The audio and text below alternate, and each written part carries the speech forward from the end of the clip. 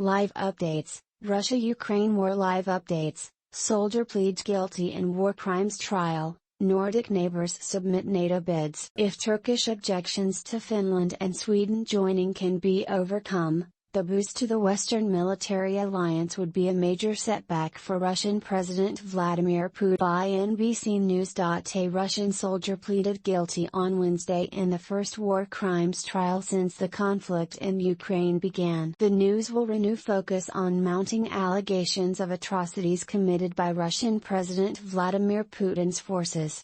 It comes as Moscow's troops gain full control of the key port city of Mariupol after the last pocket of Ukrainian resistance surrendered, ending a battle that came to symbolize the brutality of Putin's. The Russian leader faced a fresh setback on the global stage. Meanwhile, with Nordic neighbors Finland and Sweden jointly submitting their applications to join NATO, as Russia's war in Ukraine reshapes European security and boosts the West. Here's what to know today: NATO chief hails historic moment which we must seize, as he receives Nordic duo's applications in Brussels.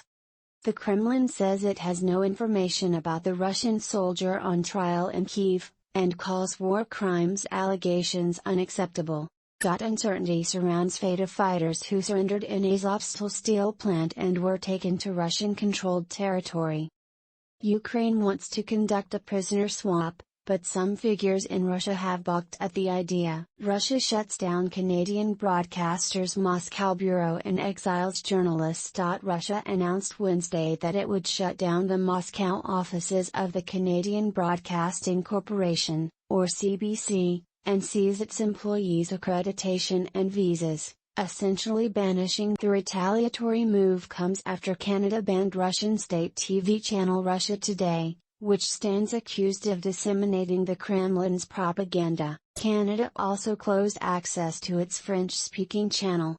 With regret, we continue to notice open attacks on the Russian media from the countries of the so-called collective West who call themselves civilized, Russian Foreign Ministry spokesperson Maria Zakharova said. According to German ex-leader Schroeder loses privileges over Russia ties. Germany's three governing parties plan to strip former Chancellor Gerhard Schroeder of his office and staff after he maintained and defended his long-standing ties with Russia despite the war in Ukraine. Schroeder's own Social Democratic Party said Wednesday that lawmakers on the Parliamentary Budget Committee had agreed to link some of the former German leader's privileges to actual duties, rather than his status as former chancellor. They plan to submit a proposal to lawmakers on Thursday.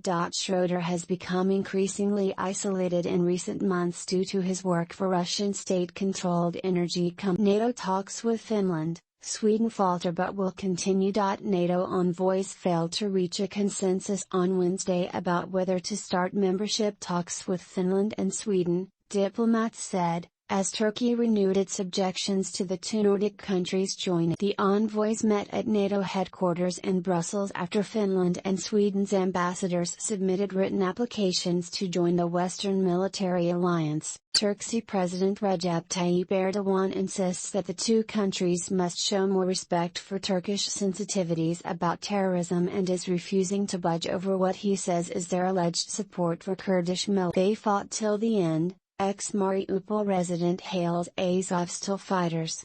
Ukrainians are holding their breath for any news about the fighters who left the Azovstal steel plant in Mariupol earlier this week and turned themselves over to Russian forces after weeks hold-up. Ukrainian officials have steered clear of saying that the fighters, the last pocket of Ukrainian resistance in the city, have surrendered, even though that's how Moscow has described Tetiana Kolesnikova, a Mariupol resident who left the city in mid-April, told NBC News she also doesn't see it as a surrender.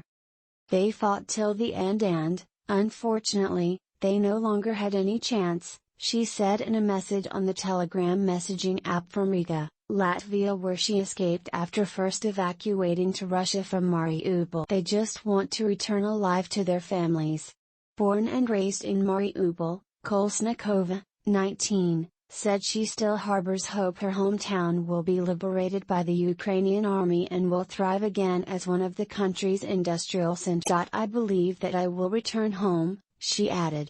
Russia has no information on soldiers' war crimes trial, Kremlin spokesman says.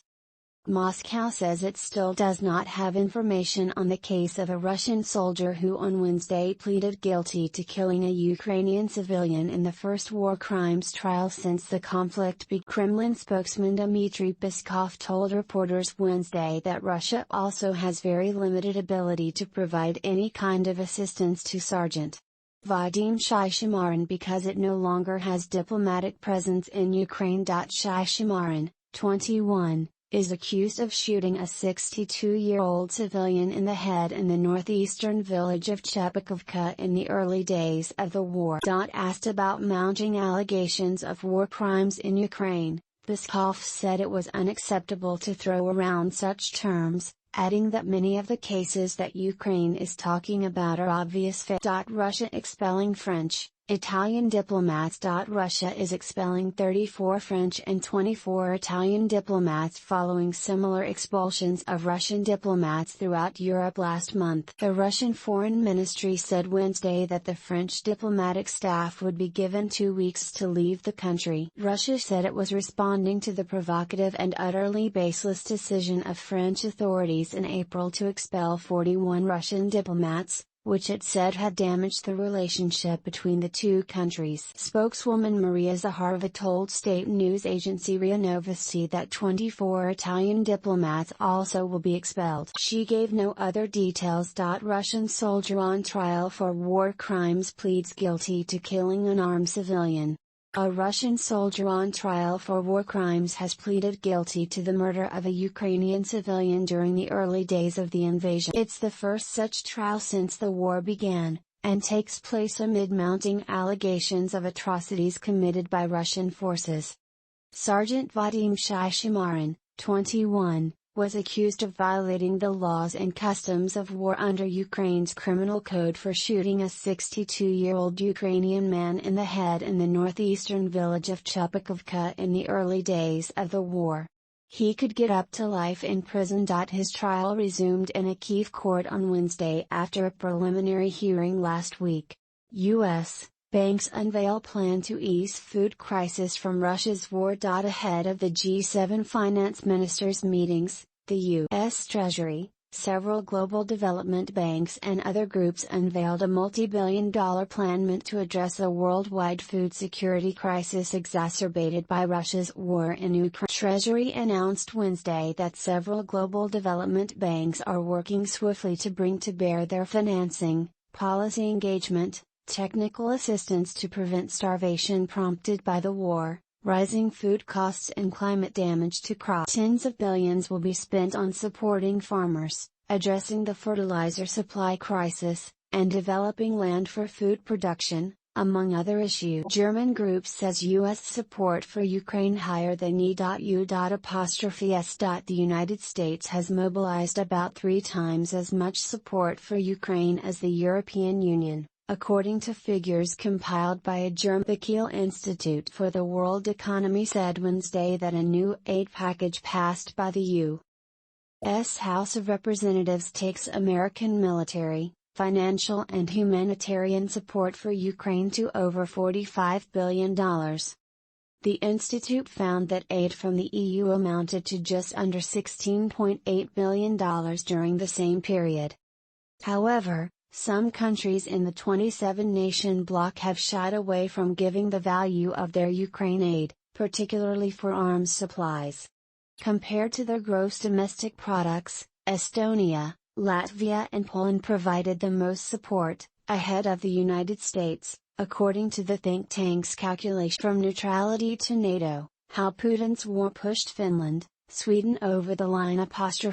Finland had become such a byword for neutrality that the Finlandization of Ukraine was discussed as a compromise solution that Russia might accept to stave off war. Now the Nordic country, and its Swedish neighbors, could be key new members of the Western Alliance. In 3 short months, analysts say, the invasion of Ukraine has reworked European security for decades to come, and not in Putin's favor. Court to decide fate of Ukrainian fighters from Azovstal, Separatist leader says. Amid uncertainty over the fate of Ukrainian soldiers from Mariupol's Azovstal steel plant who surrendered earlier this week, a Russian-backed separatist leader has said a court will decide what will happen. As for war criminals and those who are nationalists, if they lay down their arms, their fate should be decided by the court. Denis Pushilin, the leader of the so-called Donetsk People's Republic, was quoted as saying by Russian state news agency, regardless of the emotions of some people, I heard various opinions. If an adversary laid down the arms, the future fate is decided by the. If this is a Nazi criminal, then by a court-martial, Pushilin said. His comments come amid growing questions about what will happen to the fighters, with Ukraine pushing for a prisoner swap, while some in Russia have voiced strong opposition.